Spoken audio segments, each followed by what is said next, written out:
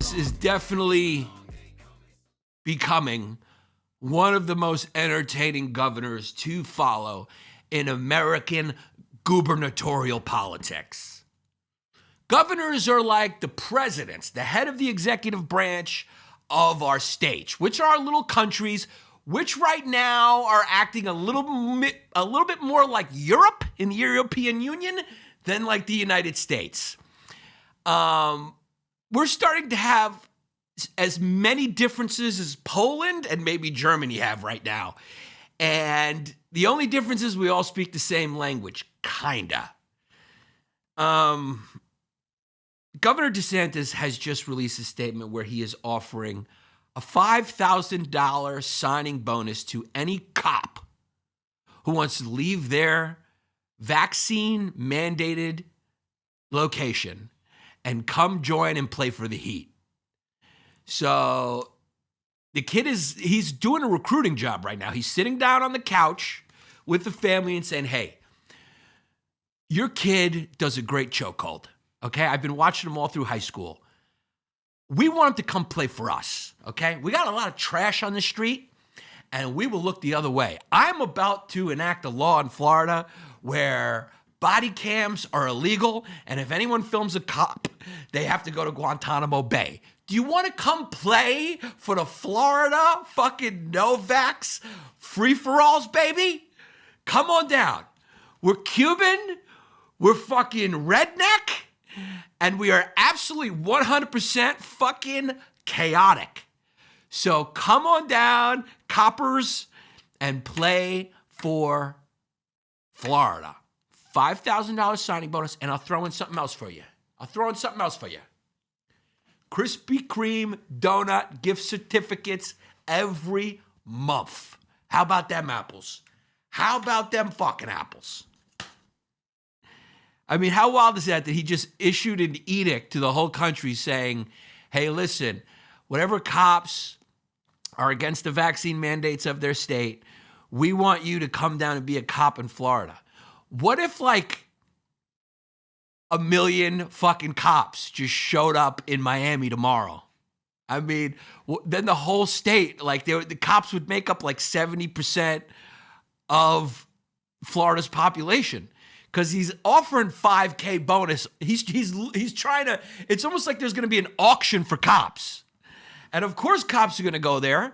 One, because they feel like it's a state that maybe, you know, they won't be as vilified as they are everywhere else. Although, according to Ilhan Omars, she just gave a very important speech at some high school in her district where her district is completely engulfed in absolute crime and homicide. And she's going, this has everything to do with the cops not fulfilling their oath and nothing to do with the general sentiment that they're all fucking murderers and they stink. So this has got nothing to do with me, guys. I'm here to tell you that this crime wave in my district, which usually ousts anyone out of office who represents that district, has nothing to do with me, even though I'm your representative and I'm the top. Even though I was one of the crew.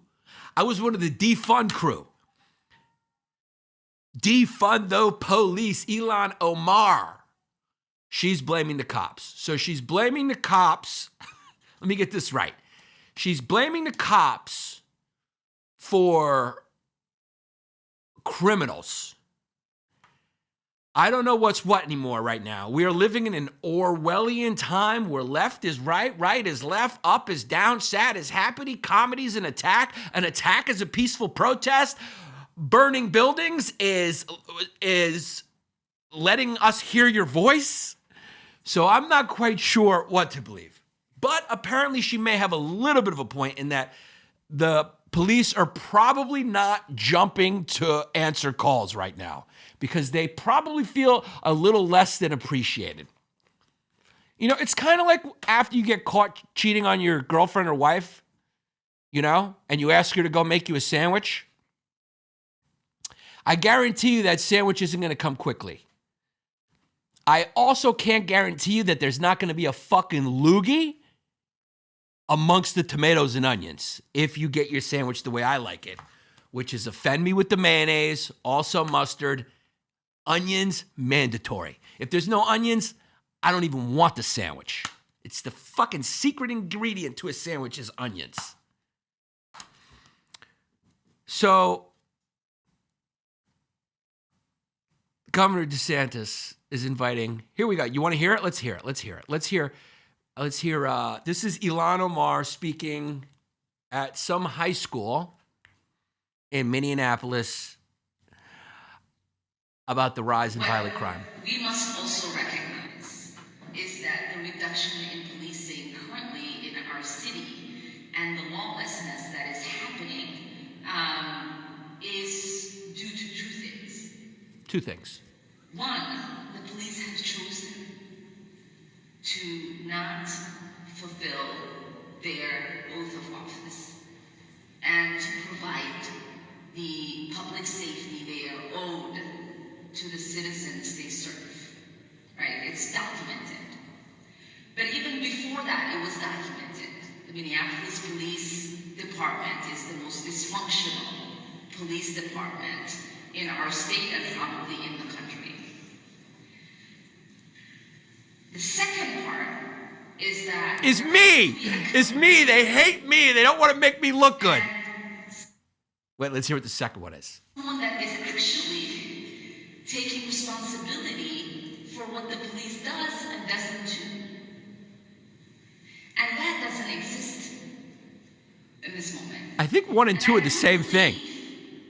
That the current charter that we have does tie the hands of those who want to have that accountability. Because we are mandated to have a specific amount of policing. We are mandated to, have the kind of police union contract that we have right now. I don't know any other big city in the state of Minnesota that has the charter that we have. It just doesn't exist. Okay. You know what I think the problem with Minnesota is? We got to bring back Governor Ventura.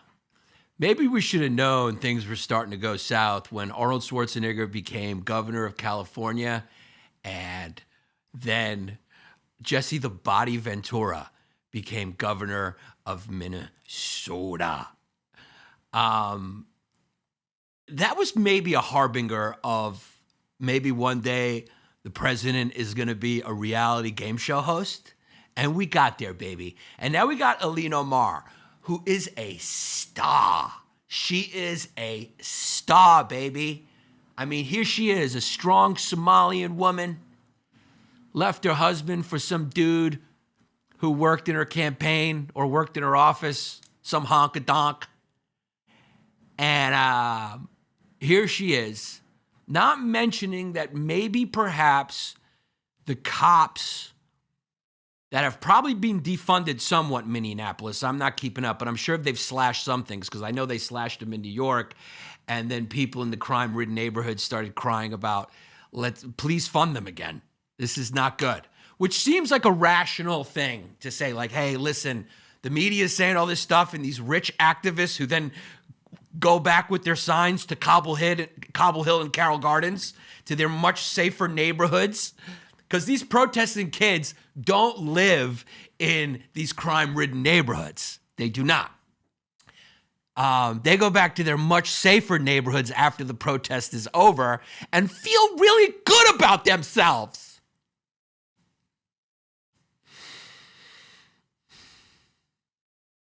But maybe she's not mentioning that perhaps if she would have put herself in cop shoes, I'm just playing devil's advocate here. Devil's advocate. Is if you feel like everyone views you as an evil person, as an enemy, that anything can happen, that as soon as you show up, everyone's going to whip out their cell phones. Maybe that just, I don't know, steals a little bit of motivation for you to do your job efficaciously. Get smarter! Maybe that just throws a bone.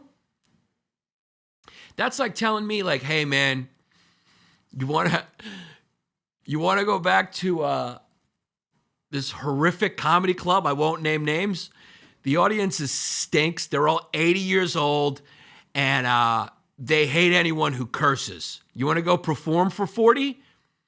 How much does it pay? Okay, I'll get some grands out of it. All right, I'll do it. But I'm not going to be happy about it, am I? For a crowd that I know is going to hate me the moment I stand up.